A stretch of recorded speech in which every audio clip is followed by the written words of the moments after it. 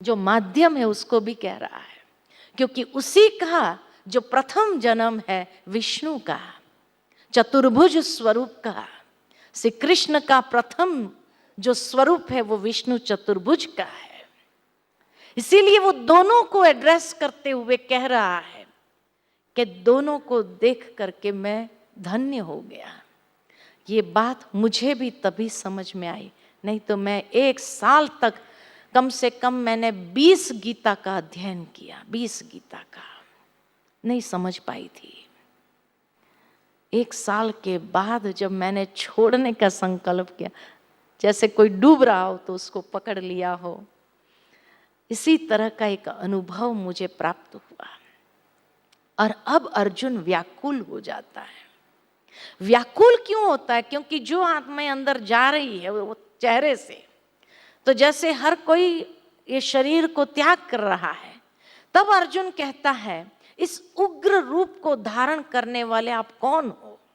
जो लास्ट वाला चेहरा, कि इस उग्र रूप को धारण करने वाले आप कौन हो? मैं जानना चाहता हूं कि आप आदि पुरुष कौन है? जिसके चेहरे में जा रहे थे, तो आप आदि पुरुष कौन है? ब्रह्मा विष्णु महेश को तो देख लिया, परमात्मा को भी देख लिया, अब ये कौन है? मैं आपको और आपकी प्रवृत्ति को जानना चाहता हूं। तब भगवान कहते हैं मैं लोकों का नाश करने वाला महाकाल हूं। इसीलिए शिव को देवों का देव महादेव भी कहा तो महाकाल भी कहा। उज्जैन में महाकालेश्वर किसको कहा? शिव जी को ही कहा। तो वह स्पष्ट करते हैं कि मैं कौन हूं, तो कहा मैं लोकों का नाश करने वाला महाकाल हूं। इसलिए अर्जुन तुम उठ खड़े हो जाओ और यश को प्राप्त करो। ये सब पहले से ही मेरे द्वारा मारे जा चुके हैं। तुम केवल निमित्त हो, तुम्हें तो कुछ नहीं करना है, तुम्हें खाली निमित्त बनना है। इस संसार के परिवर्तन के लिए तुम्हें खाली निमित्त बनना है, बाकी तो परिवर्तन की प्रक्रिया मैं ही करूंगा, लेकिन तुम्हें सिर्फ एक सहयोग देना है। अब भगवान ऑफर कर रहा है कि मेरे मददगार बनोगे। दोस्ती की तो ऑफर की, अब दोस्ती के साथ उसके मददगार भी बनेंगे, क्योंकि दोस्त तो मददगार ही होते हैं। तो इस परिवर्तन की प्रक्रिया में क्या उसके मददगार बनने के लिए, खुदाई खिदमतगार बनने के लिए हम तैयार है? हाँ, तैयार है, क्योंकि मददगार बनना पड़ेगा। अगर दोस्ती की ऑफर स्वीकार की तो उसके मददगार भी बनना पड़ेगा। ऐसे दोस्तों को ही तो वो मदद लेने के लिए ऑफर करता है।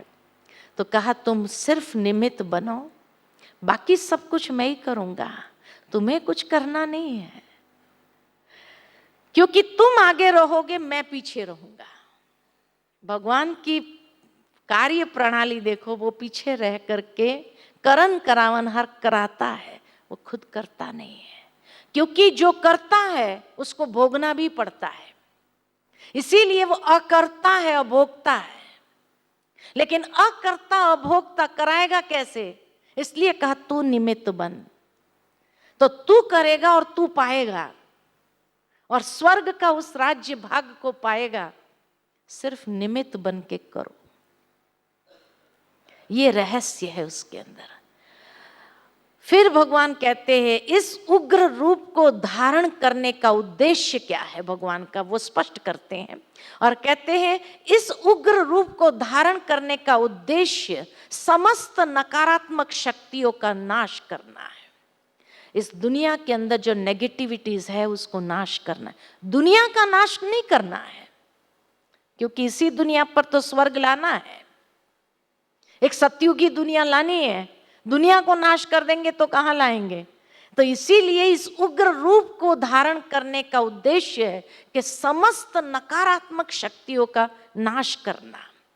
अधर्मियों की शक्ति और सामर्थ्य कितना ही अधिक क्यों न हो, लोकक्षयकारी महाकाल की शक्ति ने पहले ही उन्हें मार दिया है। अब खोखले हो गए, अब उनमें ताकत नहीं है।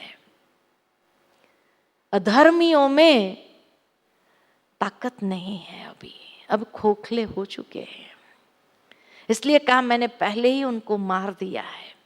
भगवान का लोक संहारकारी भाव उनके लोक कल्याणकारी भाव है। दुनिया का कल्याण करने के लिए ही उस नकारात्मक शक्ति अधर्मियों का नाश करना है।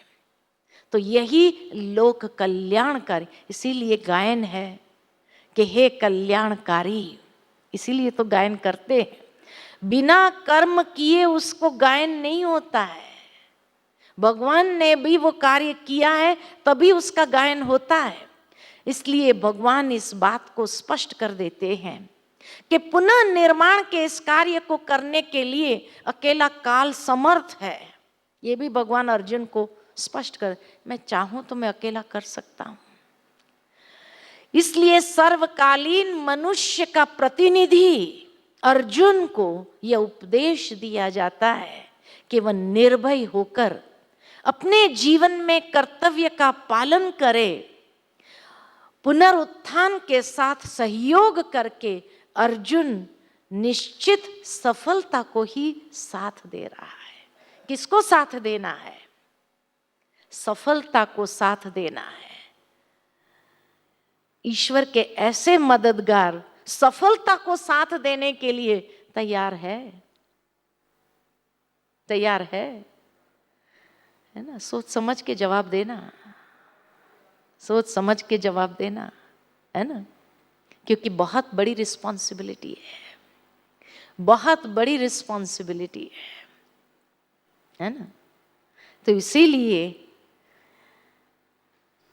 मनुष्य के प्रतिनिधि अर्जुन को, अर्थात हम सब अर्जुनों को भगवान ये ऑफर कर रहा है कि सफलता को साथ दो, मेरे मददगार बनो। करना चाहूं तो मैं अकेला कर सकता हूं, इतना सामर्थ्य है ईश्वर के पास, लेकिन वो आप जो करेगा सो पाएगा, ये सिद्धांत के अनुसार ये आपके द्वारा कराते हुए निमित्त बना करके उसका फल देना चाहता है। फल क्या है? फल क्या है? इस समय हम सब सुदामा की तरह हो गए, इसलिए कहीं ना कहीं संकोच हो रहा है। लेकिन अब भले चावल मुट्ठी निकालो और चावल मुट्ठी के बदले क्या प्राप्त करो? सतयुग की राजाई को प्राप्त करो, स्वर्ग की राजाई को प्राप्त करो। ये ऑफर है। चावल मुट्ठी के बदले स्वर्ग की राजाई। चाहिए नहीं चाहिए? चाहिए नहीं चाहिए? चाहिए। तो इसीलिए भगवान कहते सफलता का साथ दो। अब अर्जुन क्षमा चाहता है, और कितना सुंदर निर्माणता से क्षमा करता चाहता है। कहा, वे सिद्ध संग आपको नमस्कार कैसे नहीं करूं।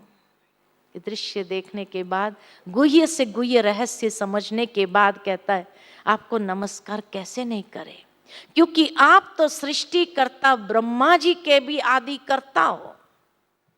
ब्रह्मा विष्णु शंकर की भी उत्पत्ति करने वाला कौन? इसलिए ये तीनों की उत्पत्ति होती है। और तीनों की उत्पत्ति शास्त्रों में क्या दिखाई, कहां से होती है पता है? इस तीनों का भी जन्म नहीं दिखाया है। ब्रह्मा विष्णु महेश का भी जन्म नहीं है, उनकी उत्पत्ति है। और उत्पत्ति कहां से हुई है पता है? उनकी उत्पत्ति प्रकाश से हुई है। उनकी उत्पत्ति प्रकाश से हुई है। ये शास्त्रों में लिखा है कि ये तीनों की उत्पत्ति, वो अवतरित नहीं होते हैं। परमात्मा अवतरित, अवतरण और उत्पत्ति में अंतर है। तो ईश्वर का अवतरण होता है और अवतरण होकर के ये तीनों की उत्पत्ति करते हैं, तो उस प्रकाश से उत्पत्ति होती है। और एक जगह मैं ये बात बता रही थी कि किसी ने मुझे बताया कि पता नहीं कोई टीवी पर सीरियल आई होगी, मुझे मालूम तो नहीं है उसका नाम क्या है, त्रिदेव या ऐसा कुछ बताया था, मुझे परफेक्ट मालूम नहीं। कोई धार्मिक सीरियल आती रहती है, लेकिन उसमें मुझे एक व्यक्ति ने आकर के बताया कि बहन जी ये बात जो आपने कही ये अब भी सीरियल पर दिखाई, त्रिदेव की सीरियल, क्योंकि ये त्रिदेव की कोई बात है, ब्रह्मा विष्णु महादेव की, ब्रह्मा विष्णु शंकर की जैसे कोई सीरियल होगी, मुझे नहीं पता, ना मुझे नाम पता है, लेकिन मुझे उस व्यक्ति ने जो बात कही कि उस सीरियल के अंदर सचमुच प्रकाश से उत्पत्ति दिखाई है। और आज आप यही बात जब कह रहे तो अब समझ में आ रहा है कि वो सीरियल में अब भी मैंने देखा, थोड़े दिन पहले ही देखा कि कैसे ये तीनों की उत्पत्ति प्रकाश से होती है।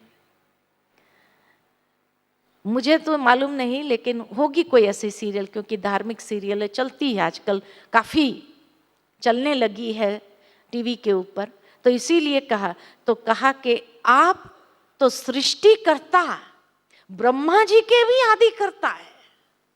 अब ये परमात्मा को एड्रेस हो रहा है, क्योंकि अब उसने देख लिया, समझ लिया। अनंत स्वरूप परमात्मा समस्त देवों के ईश्वर है, देवों के देव है। सर्वशक्तिमान परमात्मा से सर्व देवताओं को तथा प्राकृतिक शक्तियों को भी सामर्थ्य प्राप्त होता है। आप इस चराचर जगत के पिता, पूजनीय और सर्वश्रेष्ठ गुरु है। इसीलिए गुरु नानक देव जी ने भी गुरु किसको कहा, सदगुरु किसको कहा? जिसकी कोई प्रतिमा नहीं, जिसकी कोई आकृति नहीं, प्रतिमा नहीं, तो जिसकी कोई प्रतिमा नहीं, आप ऐसे अप्रीतम प्रभाव वाले, जिसके समान तीनों लोकों में कोई नहीं है। ये गीता के महावाक्य सुना रही हूं कि आपकी कोई प्रतिमा नहीं और आप ऐसे अप्रीतम प्रभाव वाले, जिनके समान तीनों लोकों में कोई नहीं। इसलिए हे भगवान, जैसे एक पिता पुत्र के, मित्र अपने मित्र के, प्रिय अपनी प्रिया के अपराधों को क्षमा कर देता है, आप मेरे अपराधों को क्षमा कीजिए। अर्जुन का अपराध कौन सा था? अर्जुन का अपराध कौन सा था?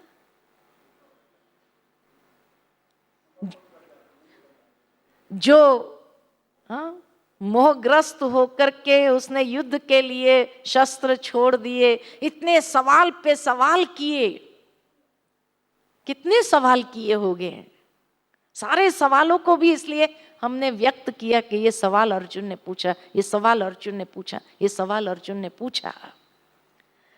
अब उसको रियलाइजेशन हो मैं किसको प्रश्न कर रहा था, और उस समय उसको अपने प्रश्न कितने तुच्छ महसूस हो रहे होंगे। और जो उसने मना कर दिया, शस्त्र छोड़ दिया, निमित्त बनने के लिए, उसको भाग्य बनाने के लिए भगवान आगे बढ़ा रहे थे, और अपनी नादानी वो महसूस करने लगा। तो कहा जैसे एक पिता पुत्र के, मित्र मित्र के और प्रिय अपने प्रिया के अपराधों को क्षमा, आप मेरे अपराधों को क्षमा कीजिए। रियलाइजेशन जब होता है तो वो रियलाइजेशन व्यक्ति को कितना अद्भुत परिवर्तन के लिए मजबूर कर देता है। अब उसके अंदर परिवर्तन आ गया, और तब भगवान कहते हैं मेरा यह रूप देखने को मिलना अति दुर्लभ है। It is not easy. जिसको तुमने देखा, आप सबने देखा, उस ज्ञान के चक्षु से देखा कि नहीं देखा? अभी भी है ना, ज्ञान के द्वारा समझने। देवता गण भी सदा इस रूप के दर्शन के इच्छुक रहते हैं। फिर भगवान कहते मैं न वेदों से, न तप से, न दान से और न यज्ञ से देखा जा सकता। ये स्थूल में जो यज्ञ करते हैं, न वेदों को पढ़ने से मुझे कोई प्राप्त कर सकते हैं, न तप करने से मुझे कोई, इसलिए मैं योगी बनने के लिए, तपस्वी बनने के लिए नहीं कहा, न दान से, ये सब कुछ करने की आवश्यकता नहीं है। इतना सुंदर स्वरूप देखने को मिलना ज्ञान के माध्यम, ज्ञान को बस अपने जीवन में आत्मसात करो तो ज्ञान के माध्यम से उस दिव्य स्वरूप को देखना आसान हो जाएगा। अब अंत में, इस अध्याय के अंत में